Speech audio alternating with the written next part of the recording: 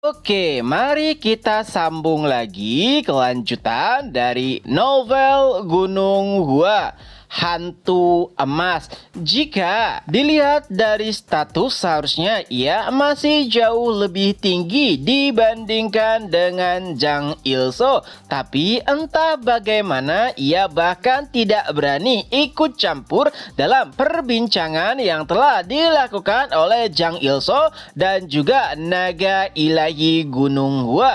Itulah kenapa ia sempat berpikir bahwa orang gila benar-benar memiliki kesamaan, dan perbincangan Chungmyun dengan Jang Il-soo kini telah menjadi semakin intens, yang intinya Jang Il-soo memberikan penawaran yang begitu menggiurkan kepada naga ilahi Gunung Gua, yaitu jika mereka tidak bergerak dan hanya menonton, maka seluruh wilayah yang sebelumnya dikuasai oleh Sekte Wudang, Qingcheng, keluarga Namgung, Sekte Shaolin akan mereka bagi dua setelah insiden ini. Ya, mereka yang hadir di sini adalah inti dari 4 sekte tersebut, yang artinya jika mereka semua disingkirkan, maka kekuatan mereka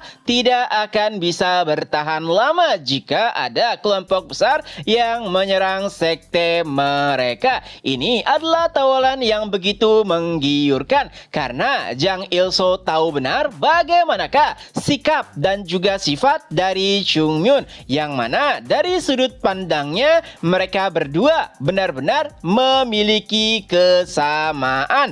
Bahkan murid-murid Gunung Gua tidak bisa membantah apa yang disampaikan oleh Jang Il-soo. Jika Jang Il-soo diibaratkan dengan hasrat keinginan, maka Chungmyun adalah hasrat keserakahan. Ya, berkat keserakahan Chungmyun lah Gunung Gua berkembang begitu pesatnya dalam waktu singkat. Kini yang tersisa hanyalah menunggu jawaban dari Chungmyun. Apakah ia setuju dengan Jang Il-soo atau tidak? Di sisi lain, Ho Dojin yang mendengarkan perbincangan tersebut nampak begitu terkejut. Ya, bagaimana bisa sekte jahat dan sekte adil bersatu untuk menghancurkan sekte adil lainnya? Itu adalah omong kosong yang tidak pernah ia dengar selama hidupnya. Tapi ekspresinya langsung berubah mengingat yang tengah berbincang saat ini adalah Jang Il-soo juga Chungmyun, naga ilahi Gunung Gua dan juga pendiri dari Aliansi Kawan Surgawi, yang mana ia sangat mengetahui kebobrokan dari fraksi Adil. 100 tahun yang lalu fraksi Adil melakukan tindakan kejam kepada Gunung Gua, yaitu membiarkan mereka hancur tanpa memberikan bantuan apapun. Jadi saat ini mungkin saja Chungmyun akan melakukan sesuatu yang pernah dilakukan oleh sekte benar kepada Gunung Gua 100 tahun yang lalu. Dan jika itu benar-benar terjadi, bisa dipastikan fraksi Adil akan berada di ambang kehancuran, karena inti kekuatan dari fraksi Adil kini berkumpul di satu tempat.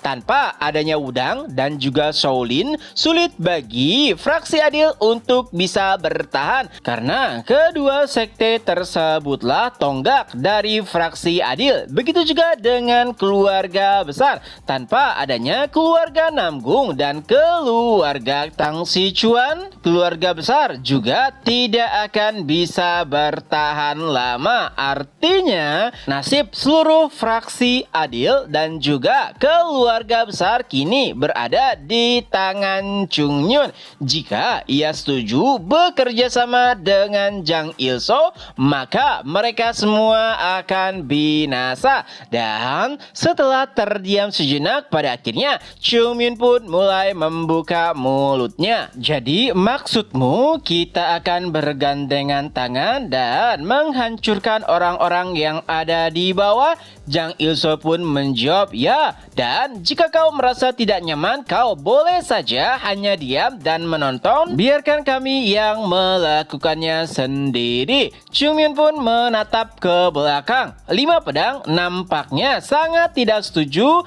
dengan ide yang diusulkan oleh Jang Il-soo, tapi tidak dengan Chung Myun. Menurutnya itu adalah ide yang sangat brilian. Lalu Chung Myun pun menatap ke arah pimpinan sekte dan Hyun Jong pun berkata, lakukan apa yang ingin kau lakukan. Gunung gua akan berada di belakangmu. Ya, Hyun Jong sangat mengerti Chung Myun bukanlah sosok yang akan membuat keputusan sembrono di kala terdesak. Jadi itulah alasan kenapa Hyun Jong mempercayakan semua ini kepada Chung Myun. Adapun Chung Myun sendiri, ia mulai merenung jika posisinya di balik pimpinan sekte terdahulu yang juga merupakan senior Chung Myun berada di posisinya dan dirinya berada di posisi pimpinan sekte Hyun Jong. Pastinya Chung Myun akan memilih untuk bekerja sama dengan Jang Il-soo untuk memusnahkan 9 sekte dan 5 keluarga besar. Tapi Chung Myun sekarang bukanlah seperti Chung Myun yang dahulu. Ada hal-hal yang tidak bisa ia lakukan dengan cara lama, dan Chung Myun akhirnya tahu betapa sulitnya posisi pimpinan sekte yang tidak mungkin memikirkan sesuatu hanya demi keuntungan semata ataupun keuntungan sesaat. Chung Myun memang sangat membenci 9 sekte dan 5 keluarga besar, tapi tidak mungkin pula ia menggadaikan hati nuraninya dengan cara bergandengan tangan dengan fraksi jahat untuk menyelesaikan keinginannya. Dan pada akhirnya keputusan pun dibuat. Chung Myun berkata kepada Jang Il-soo, bukankah sudah kubilang untuk tidak berbicara omong kosong? Aku memang membenci mereka semua yang berada di bawah, tapi aku tidak akan juga bekerja sama dengan orang yang aku benci. Sebagai perumpamaan, lebih baik bekerja sama dengan anjing daripada harus bekerja sama dengan orang yang kau benci. Ya, bisa dipastikan Chung Myun sangatlah membenci klan 10.000 orang. Sama halnya dengan Chung Myun membenci 9 sekte dan 5 keluarga besar. Semenjak klan 10.000 orang menjadi penyebab hilangnya salah satu tangan dari senior Ungam, maka sejak saat itu pula mereka telah menjadi musuh abadi dari Gunung Gua. Mendengar jawaban dari Chung Myun, Jang Il-soo pun kembali bertanya, apakah kau yakin dengan keputusanmu itu? Karena kesempatan seperti ini tidak akan datang untuk kedua kalinya. Adapun jalan tol yang kau singgung sebelumnya, dari sudut pandangku itu hanyalah omong kosong dan juga alasan yang biasanya dipakai oleh orang-orang dari fraksi adil untuk menutupi ketidakbecusannya. Chung Myun mengakui apa yang disampaikan oleh Jang Il-soo memang benar, dan itulah kenapa Jang Il-soo berkata kepada Chung Myun bahwa ia sangat bodoh. Tapi Chung Myun sama sekali tidak tersinggung, malahan ia sangat bersyukur Jang Il-soo dan juga dirinya memang memiliki kemiripan. Dan jika saja dahulu Chung Myun tidak bergabung dengan Gunung Gua, mungkin ia sudah tumbuh seperti Jang Il-soo. Ya, Gunung Gua banyak memberikan hal kepada Chung Myun, kehangatan, kepedulian, dan juga sudut pandang baru. Akhirnya Chung Myun pun mulai sedikit memahami hal-hal yang sering disampaikan oleh pimpinan sekte terdahulu kepadanya. Dan saat ini keputusan sudah dibuat. Kompromi dengan sekte jahat tidak dibenarkan. Di sisi lain, hantu emas pun mulai berkomentar. Sepertinya perbincangan ini tidak berakhir dengan baik. Jang Il-soo pun menanggapinya. Ya, tapi itu bukan permasalahan besar. Baiklah, kalau begitu bunuh mereka semua dan jangan biarkan mereka yang ada di bawah ikut campur. Di sisi lainnya, Chung Myun pun menatap ke arah pimpinan sekte lalu berkata, pimpinan sekte, dan Hyun Jong pun langsung memberikan komando. Murid-murid, kalahkan mereka. Dengan itu, pertarungan antara Gunung Hua melawan fraksi jahat pun dimulai. Chung Myun ialah yang memimpin pertarungan dari sisi Gunung Hua, diikuti oleh 5 pedang dan murid-murid Gunung Hua lainnya. Tanpa belas kasih, ia menebas siapapun yang berusaha untuk menghalangi jalannya. Satu persatu, korban mulai berjatuhan. Tapi anehnya, orang-orang dari klan 10.000 orang sama sekali tidak terkejut saat mereka lah yang paling dirugikan. Itu semua karena mereka tahu di medan pertempuran hanya ada 2 hal, mati atau dibunuh. Jadi mereka tidak terlalu terganggu saat rekan-rekan mereka mati di tangan Chung Myun. Walau demikian, pastinya ada saja orang yang terlalu percaya diri. Ia bahkan tanpa ragu membelah tubuh rekannya yang telah dipenggal oleh Chung Myun. Tujuannya tentu saja menyerang dari titik buta. Tapi itu saja belum cukup. Chung Myun lebih cepat dari pergerakan prajurit tersebut. Saat ia membelah tubuh rekannya, Chung Myun menusuk tubuh tersebut dan langsung menembus leher sang prajurit. Alhasil, ia pun mati dengan penuh kesombongan.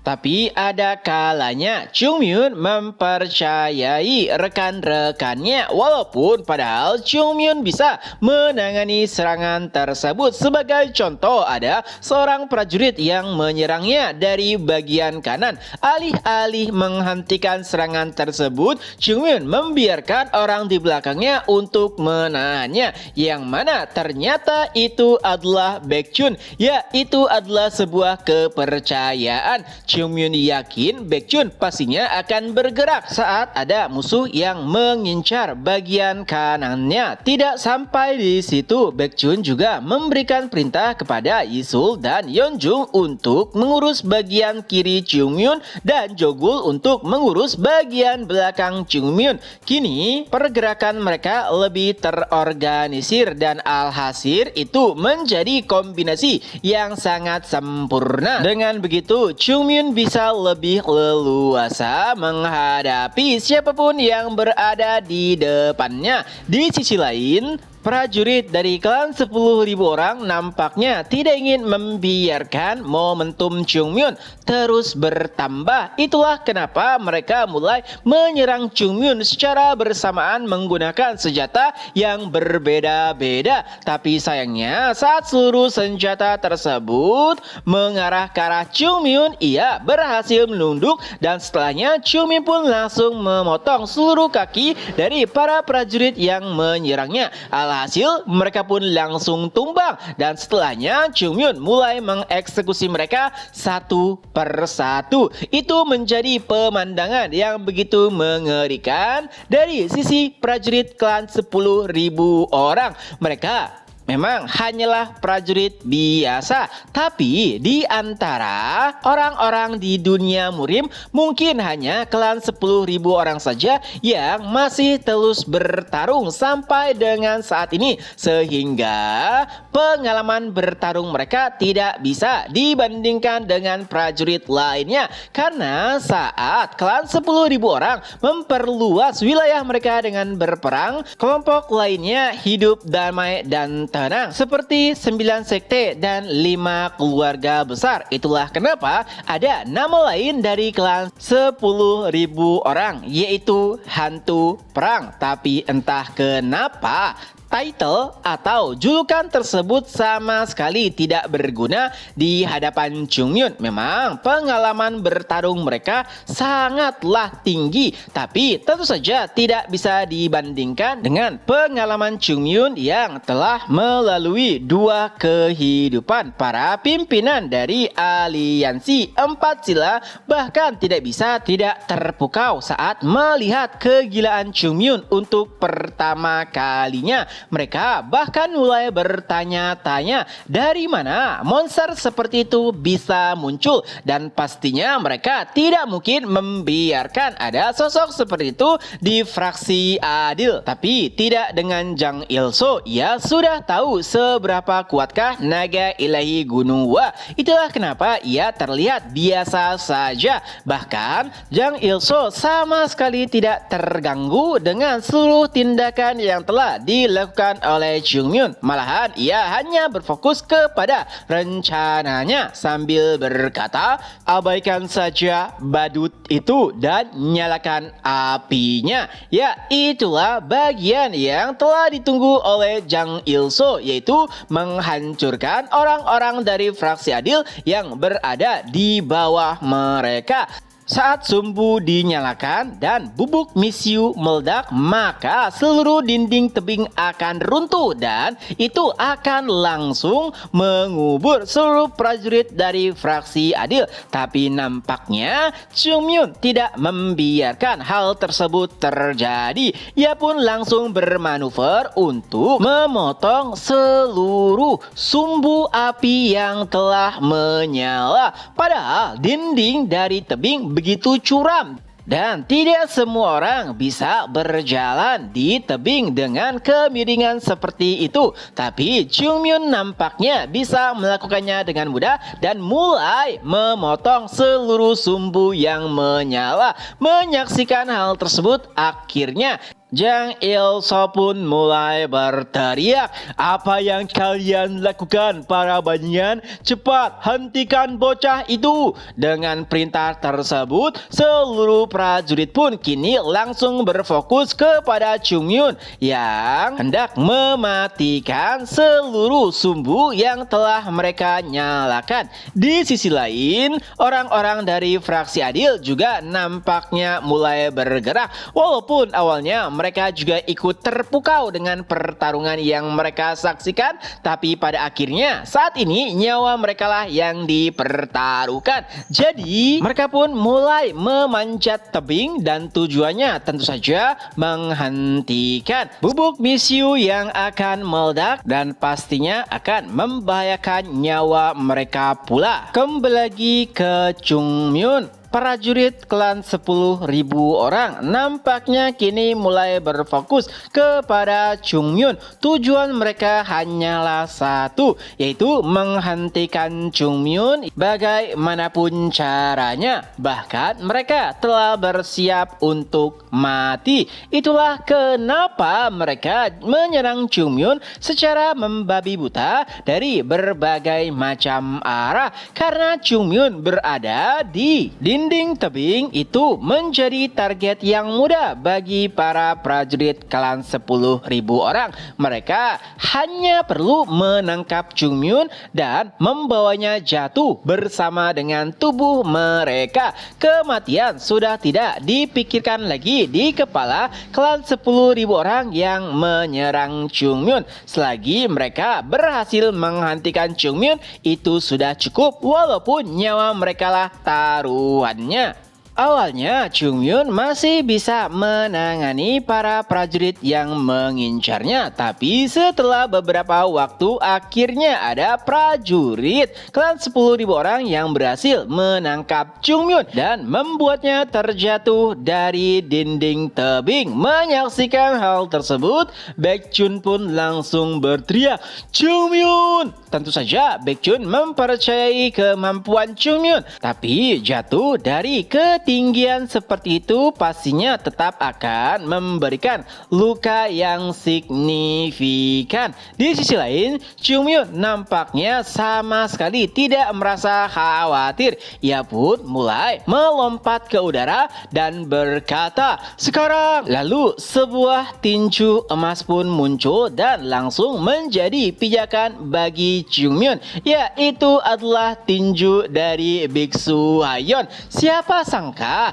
Hayeon langsung bisa membaca apa yang akan dilakukan oleh Chung Myun, seolah-olah mereka telah terikat satu sama lain. Murid-murid Gunung Hua bahkan merasa iri dengan sinergi ataupun kerjasama tersebut. Padahal Chung Myun dan juga Hayeon sama sekali tidak berkomunikasi selama pertarungan. Tapi Hayeon bisa langsung mendukung Chung Myun dan Chung Myun juga langsung mempercayai insting dari Hayeon setelah ia berkata, "Sekarang." Di sisi lain, murid-murid Gunung Hua pun menatap ke arah Penatua Yunsang. Lalu Penatua Yunsang pun memberikan perintah, "Lindungi Chung Myun apapun yang terjadi." Dengan komando tersebut, para murid pun mulai bergerak menghentikan seluruh prajurit klan 10.000 orang yang berusaha menghentikan Chung Myun. Di sisi lainnya, Jang Il-so pun berkata kepada Ha Gomyung, "Lihatlah bocah-bocah nakal itu, dorong mereka jatuh. Ingat, tujuan kita bukan untuk mengalahkan mereka, hanya hentikan saja mereka." Di sisi lainnya, saat Chung Myun berusaha memotong kembali sumbu dari bahan peledak yang telah dipersiapkan oleh Jang Il-so, sekelompok pasukan pun langsung berusaha untuk menghentikannya. Jelas mereka adalah prajurit yang lebih kuat dibandingkan dengan prajurit yang pernah Chung Myun lawan sebelumnya. Nampaknya mereka adalah prajurit yang diperintahkan langsung oleh Ha Gomyung untuk menghentikan Chung Myun. Tentunya bukan permasalahan besar bagi Chung Myun untuk menghadapi mereka semua. Hanya saja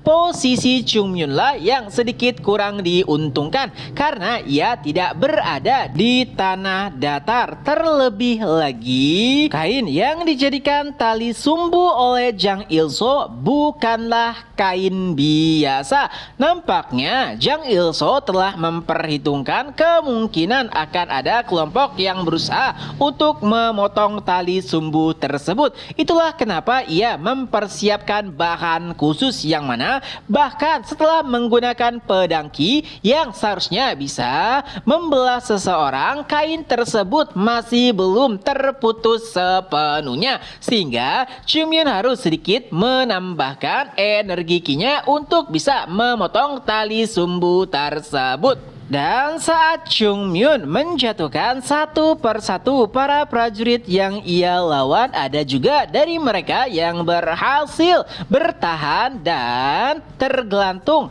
di dinding tebing. Tapi sayangnya orang-orang dari fraksi Adil juga tengah berusaha untuk memanjat, sehingga prajurit tersebut pun langsung diserang oleh murid-murid dari Sekte Wudang yang kebetulan saat itu tengah berada di dekat prajurit tersebut. Nah, walaupun terluka parah, nampaknya prajurit tidak akan membiarkan dirinya jatuh seorang diri. Oleh sebab itulah ia langsung menangkap salah satu murid Sekte Wudang dan membawanya terjatuh. Menyaksikan hal tersebut, para murid Sekte Wudang pun langsung meneriaki namanya dan meminta Penatua untuk menolongnya. Tapi jawaban dari Penatua begitu mengejutkan. "Biarkan saja, bukankah sudah kubilang saat kita berada di bawah tidak ada harapan bagi kita untuk bisa bertahan hidup. Jadi lebih baik terus saja memanjat, karena satu-satunya hal yang bisa membuat kalian terus bertahan hidup adalah setelah kalian memotong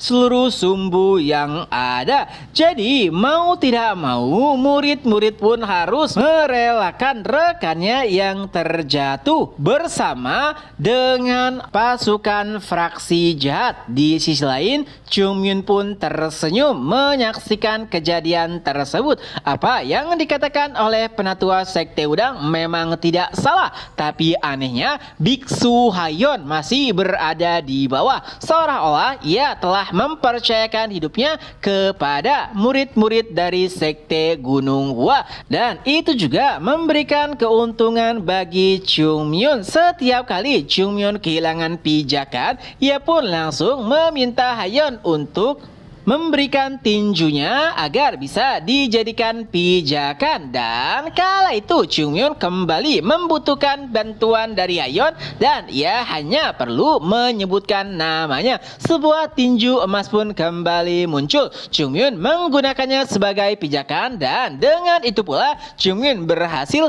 menebas 3 sumbu lagi. Menyaksikan hal tersebut, para pimpinan dari fraksi jahat nampaknya mulai sedikit khawatir. Ia pun bertanya kepada Jang Il-so apa yang harus mereka lakukan, karena jika dibiarkan maka seluruh rencananya akan berantakan. Dan ternyata Jang Il-so sendiri tidak menyangka jika ternyata naga ilahi Gunung Hua lebih merepotkan dibanding dengan apa yang ia perkirakan. Tapi untungnya ia telah menyiapkan rencana cadangan. Ia pun berkata kepada tetua emas, tenang saja, aku memiliki hadiah lainnya. Jang Il-so pun menjentikan jarinya dan kali itu sekelompok orang pun muncul dengan sesuatu di tangan mereka. Menyaksikan hal tersebut, tetua emas dan pimpinan lainnya nampak begitu terkejut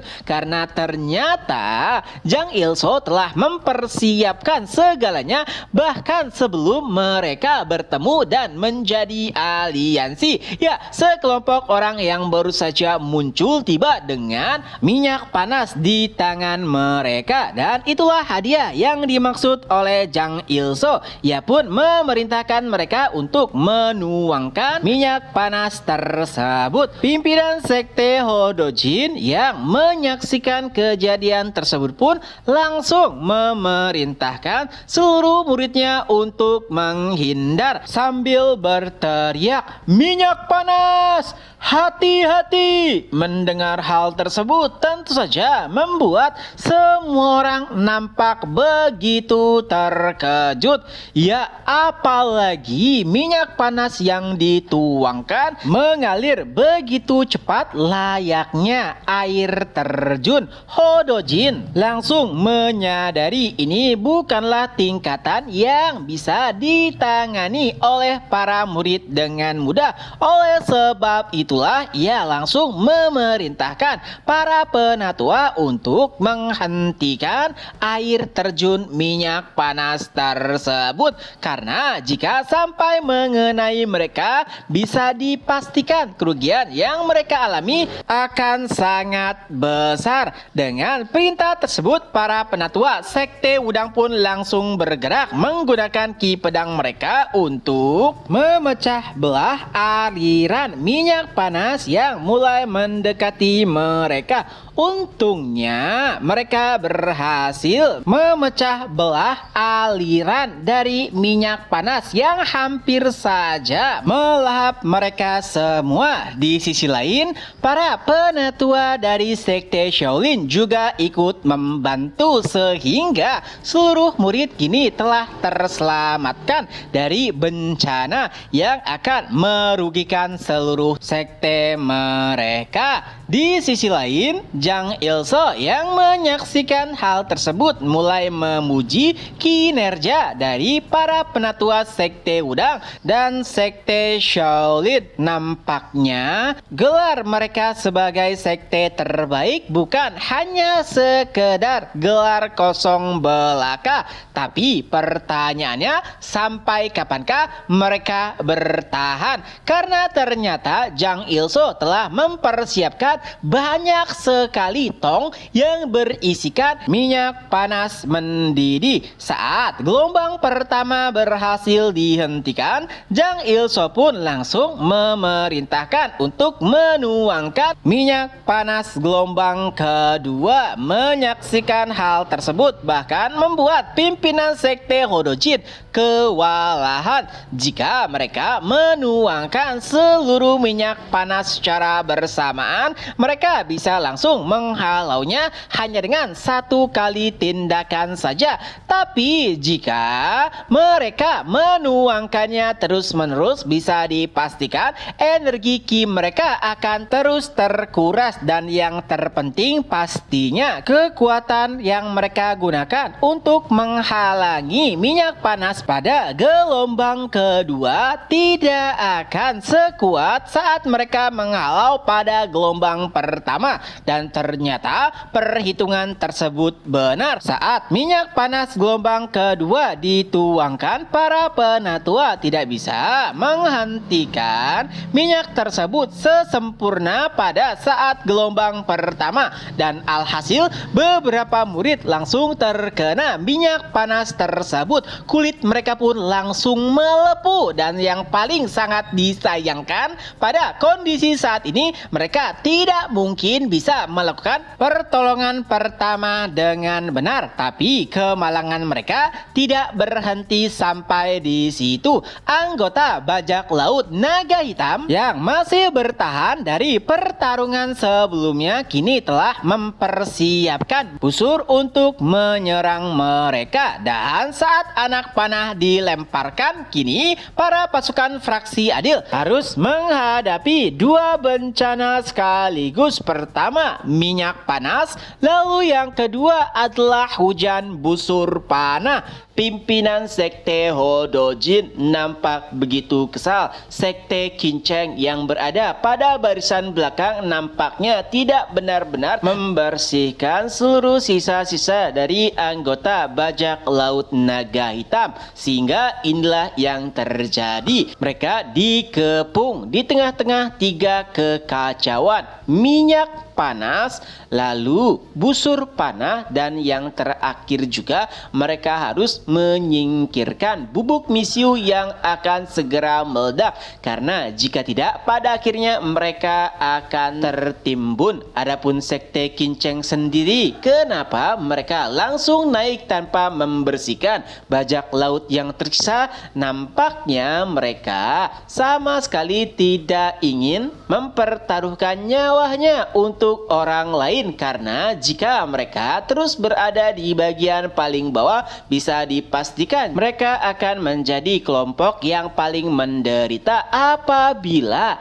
dinding tebing runtuh. Tapi untungnya masih ada satu orang yang tertinggal di dasar tebing. Itu adalah Biksu Hayon. Tanpa ragu ia pun langsung mengantam seluruh anggota bajak laut naga hitam yang entah bagaimana telah mempersiapkan busur panah, seolah-olah semua ini telah direncanakan. Dari sudut pandang pimpinan sekte Hodojin, nampaknya itu semua telah diperkirakan oleh Jang Il-so. Ya, ini adalah rencana yang begitu sempurna, di mana anggota aliansi sekte jahat lainnya ikut andil dalam rencana Jang Il-so. Dan entah bagaimana mereka yang biasanya tidak terlalu suka disuruh-suruh atau diperintah, kini terlihat begitu nyaman saat menyaksikan anggota fraksi adil kewalahan. Dan itu menunjukkan bahwa Jang Il-so memang adalah sosok yang tepat sebagai pimpinan aliansi empat sila. Kembali lagi ke Biksu Hayon.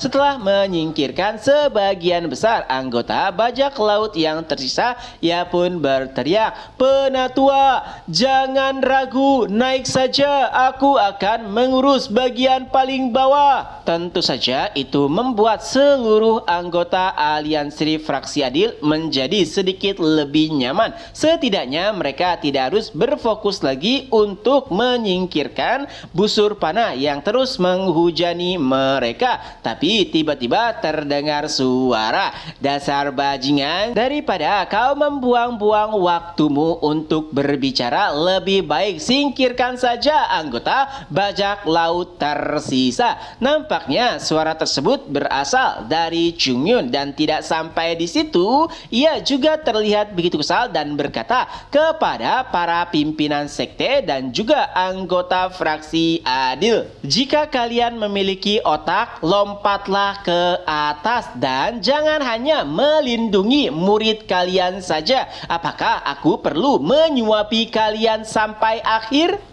Walaupun perkataan Chungmyun terdengar kasar, tapi tidak ada yang bisa membantahnya. Semua itu benar jika mereka masih terus melindungi para murid. Pada akhirnya mereka akan kehabisan tenaga dan tidak akan bisa mencapai ujung tebing. Itulah kenapa para pimpinan sekte dan kepala keluarga tanpa ragu langsung lompat menuju atas tebing dan memerintahkan murid-murid mereka untuk mengikutinya jika masih memiliki tenaga. Adapun Chungmyun tanpa basa-basi, ia pun langsung melesat ke tempat di mana Jang Il-so berada. Pemandangan mengerikan dan tidak biasa dapat disaksikan langsung oleh murid-murid Gunung Hua, sekte Wudang, sekte Shaolin, sekte Qingcheng, dan keluarga Namgung. Setiap anggota mereka kini terlihat begitu marah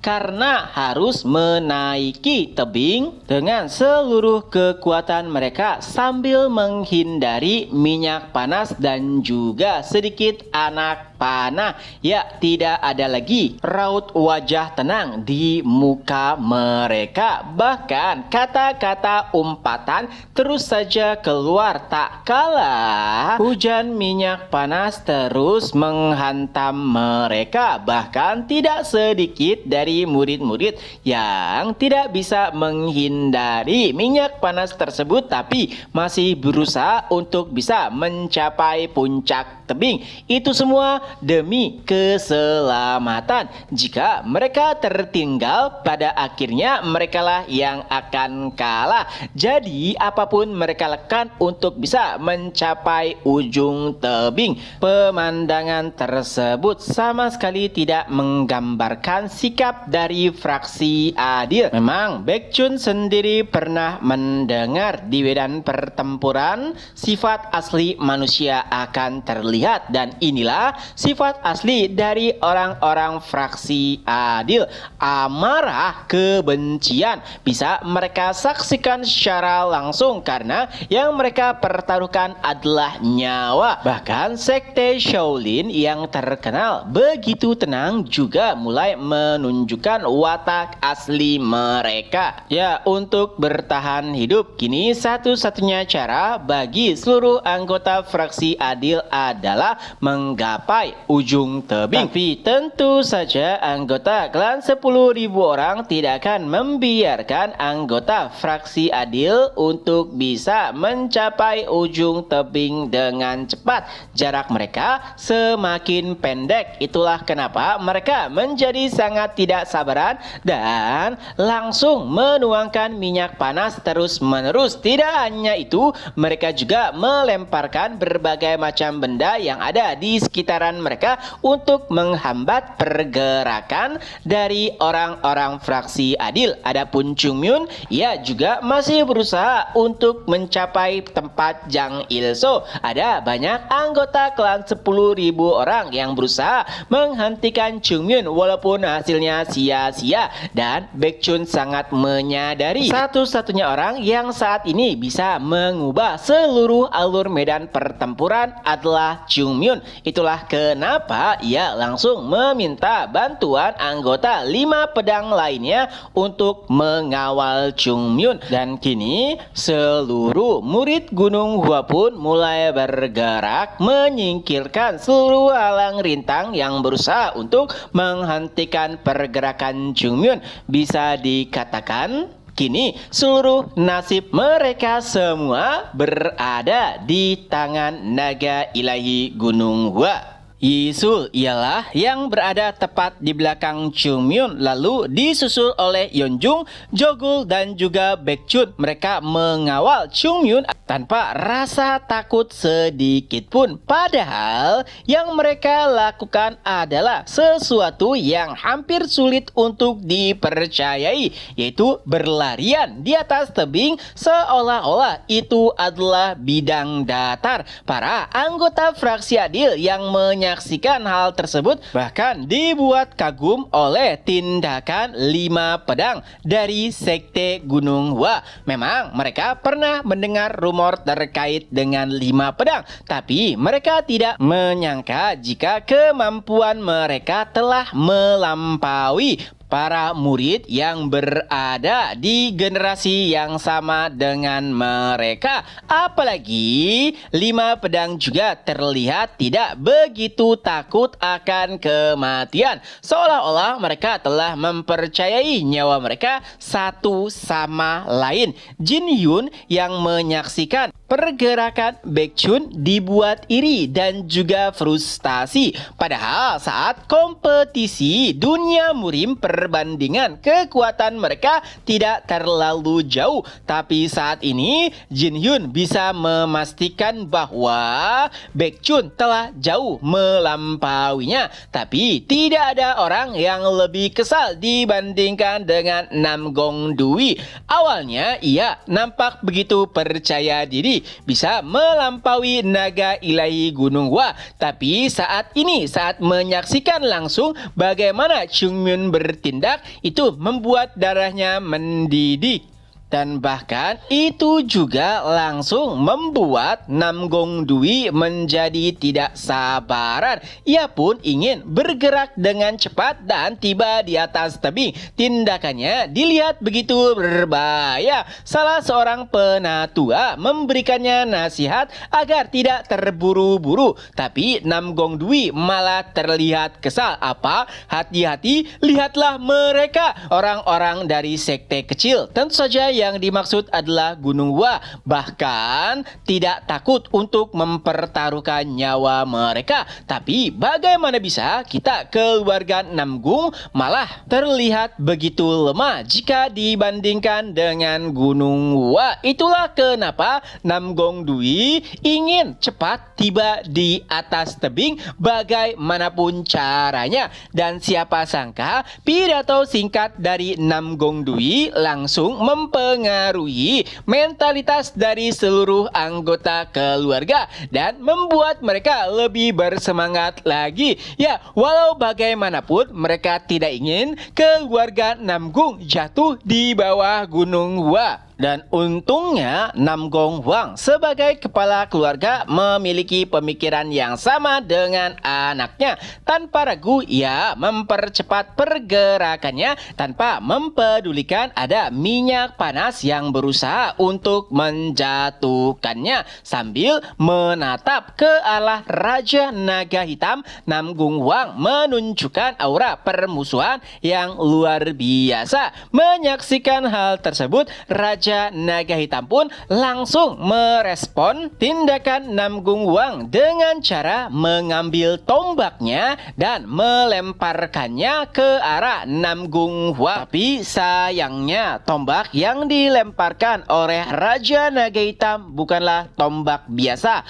melainkan tombak yang dialiri oleh energi Ki yang begitu kuat. Saking kuatnya bahkan mereka yang berada di sekitar Nam Gong Hwang harus berpegangan dengan erat kepada batu yang ada di sekitar mereka, karena jika tidak bisa saja mereka tersapu oleh kuatnya aliran Ki yang berada di tombak tersebut. Dan itu menunjukkan bahwa Raja Naga Hitam menjadi penguasa Sungai Yangtze bukan hanya sekedar formalitas saja. Nam Gong Hwang bahkan dibuat terkejut dengan kekuatan yang dikeluarkan oleh Raja Naga Hitam.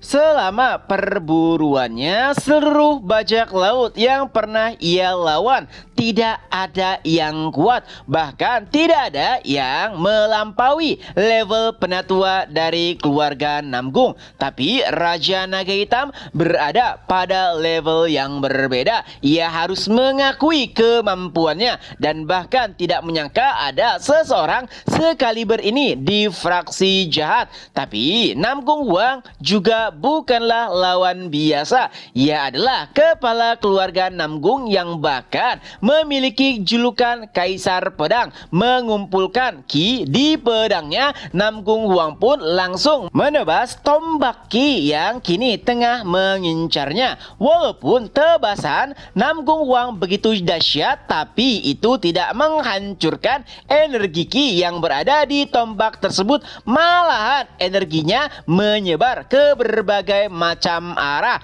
Para murid-murid yang melihat hal tersebut langsung berusaha untuk melarikan diri, karena jika terkena imbas dari energi ki tersebut bisa dipastikan mereka akan jatuh. Sayangnya kali itu mereka tidak berada di daratan, jadi ada beberapa murid yang tidak sempat melarikan diri dan alhasil beberapa murid dari Sekte Udang, keluarga Namgung dan Sekte Shaolin tersapu hingga terjatuh. Yang terdengar hanyalah suara jeritan. Menyaksikan hal tersebut, Raja Naga Hitam pun tertawa. Adapun Namgung Huang, ia terlihat begitu marah, bahkan sampai menghilangkan ketenangannya. Menyaksikan hal tersebut, pimpinan Sekte Hodojin pun langsung memanggil namanya. Kepala keluarga Namgung, tenanglah, fokus pada tujuan kita. Untungnya perkataan tersebut langsung mengembalikan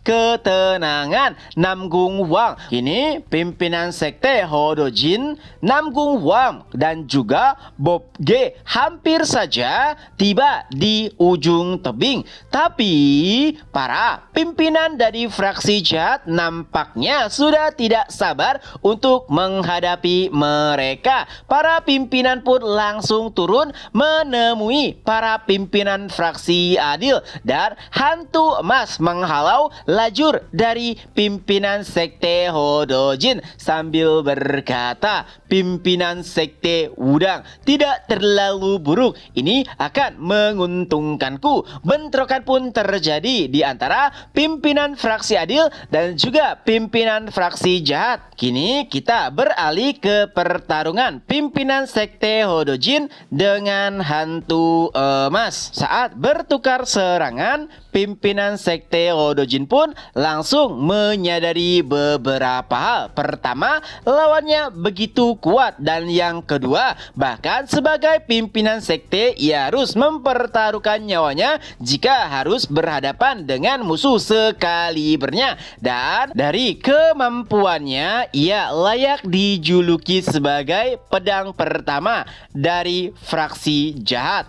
Di lain sisi, Namgung Huang juga tengah disibukkan berhadapan dengan Raja Naga Hitam. Adapun penatua Bob G, ia belum bertemu dengan lawannya, sehingga dengan leluasa penatua Bob G bisa menaiki tebing dengan sangat cepat. Tapi tiba-tiba ada beberapa bayangan tangan yang tengah mengincarnya, dan secara refleks Bob G pun langsung menyerangnya menggunakan tinju emas. Ternyata bayang-bayang tangan tersebut merupakan milik dari manusia 1000 wajah yang juga merupakan pimpinan dari distrik bawah. Ia pun memuji kemampuan tinju Shaolin milik Bob G. Tapi ia juga sedikit mengkritisinya karena ternyata tinju terkenal milik Sekte Shaolin tidak sekuat apa yang ia bayangkan. Mendengar komentar tersebut, Bob G pun langsung menanggapinya.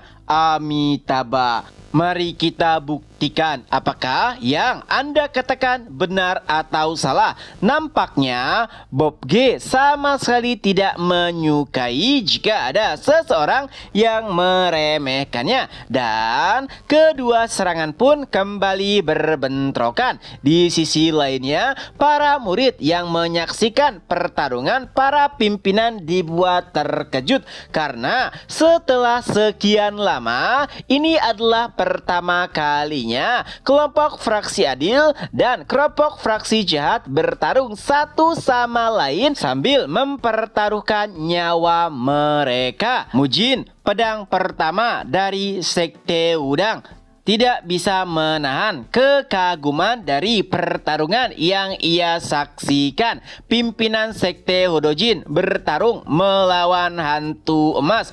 Lalu kepala keluarga Namgung berhadapan melawan Raja Naga Hitam dan penatua Bob G berhadapan dengan manusia 1000 wajah. Dari kejauhan yang terlihat hanyalah ledakan demi ledakan. Dan ini juga pertama kalinya Mujin menyaksikan kekuatan sejati dari pimpinan Sekte Hodojin. Sungguh menakjubkan. Tapi lawan yaitu hantu emas juga memiliki kekuatan yang tidak bisa diremehkan. Dan kala itu pula Mujin pun akhirnya menyadari bahwa dirinya sangat tidak berguna jika dihadapkan pada situasi seperti ini. Tapi matanya langsung teralihkan pada pergerakan yang tidak biasa, yang mana ternyata itu adalah naga ilahi Gunung Gua bersama dengan 5 pedang.